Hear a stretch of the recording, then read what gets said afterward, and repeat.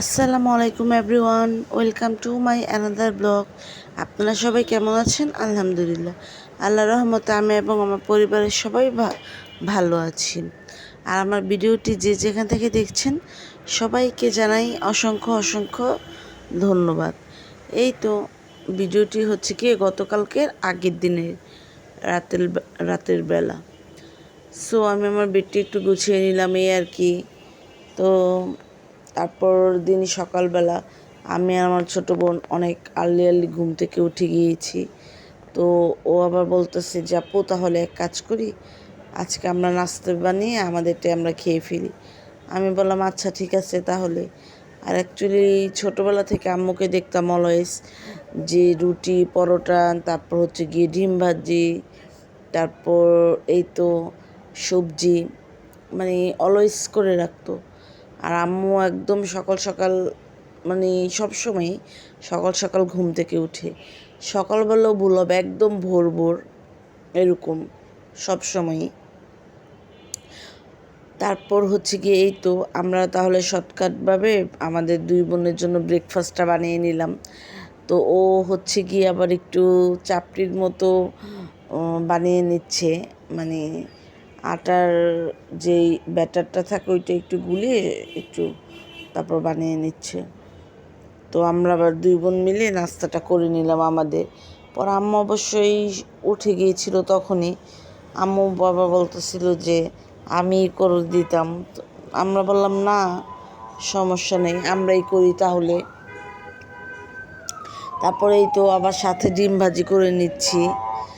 আমার পাশ দিয়ে যদি আপনারা এখন কোনো ভয়েস শুনেন এক্সট্রা কোনো, তাহলে সরি, কারণ রোড সাইডের বাসা তো আমাদের, অ্যাকচুয়ালি গাড়ি যাচ্ছে এলো, এই জন্য আমি আবার যখন ভয়েস দিচ্ছিলাম ঠিক সেই মুহূর্তে।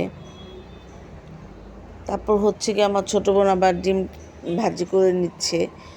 অনেক সময় পোস্তও খাই ডিম, বাট হয় কি যে আবার সবসময় পোস্ত খেতেও ভালো লাগে না, তাই একটু আমরা ভাবলাম যে একটু একটু কাঁচামরিচ পেঁয়াজ দিয়ে ভাজি করে খাই। অ্যাকচুয়ালি আমাদের দুই বোনের বেশিরভাগই সময়ে সকালের নাস্তাটা তেমন একটা করা হয় না, একটু লেট করে অনেক সময় ঘুম থেকে উঠি, সেই জন্য। ওই দিন আবার একটু আমরা তাড়াতাড়ি ঘুম থেকে উঠে গিয়েছিলাম, তো এই জন্য আমরা আবার সকাল সকাল একদম নাস্তাটা করে নিলাম। তা না হলে আমাদের একটু লেট করে ঘুম থেকে ওঠা হয়। কিন্তু আমি যখন আবার স্কুলে পড়তাম তখন আবার আমার সকাল সকাল ঘুম থেকে ওঠা হতো, বাট ভার্সিটিতে ওঠার পর এখন আর এতটা সকাল সকাল ঘুম থেকে আর ওঠা হয় না, একটু লেট করে ওঠা হয়। তারপরেই তো আম্মু হচ্ছে গিয়ে আবার লাউ শাক দিয়ে তারপর আলু দিয়ে রান্না করছে, তারপর ঢেঁড়স ভাজি করছে।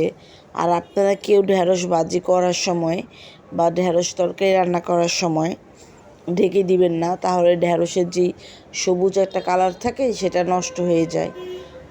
তারপর আবার আম্মু কাঁকরোল ভাজি করে নিচ্ছে। আর আম্মু যখন ভাজি করে এগুলো করে, আমরা পাশ থেকে দাঁড়িয়ে দাঁড়িয়ে অনেক সময় ভিডিও করি। তো আম্মু আবার ভাজি করে নিচ্ছিল কাঁকরোলগুলো খুব সুন্দর করে। তারপর আবার হচ্ছে গিয়ে আমি আবার আম্মুকে পাশ থেকে বলতেছিলাম যে আম্মু দাও, আমি একটু নাড়াচাড়া করি। আম্মু বলতেছে না থাক, আমি করি ভাজি।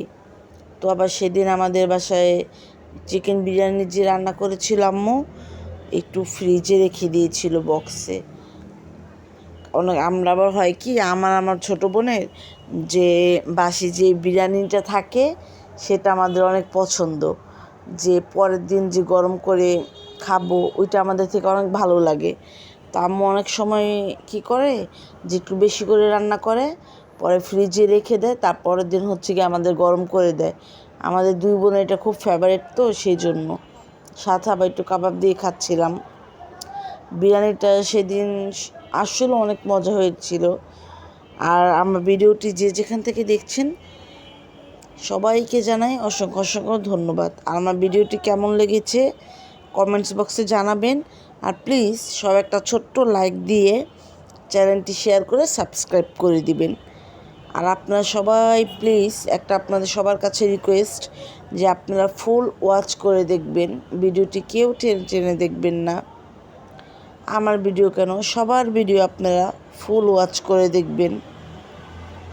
তারপরেই তো হচ্ছে গিয়ে, আর এখন যে বিরিয়ানিটা খাচ্ছে সেটা আমার ছোট বোন। ও বলতেছে যে আপু আমি তাহলে খাই। আমি বলতেছি আচ্ছা ঠিক আছে। ও আবার কি করতেছে যে ও খাচ্ছে, তারপরেই তো আবার রাতের বেলা আমরা একটু কিটক্যাট খেয়ে নিলাম, চকলেট। আমার ছোটো বোনের আবার চকলেট খুব পছন্দ।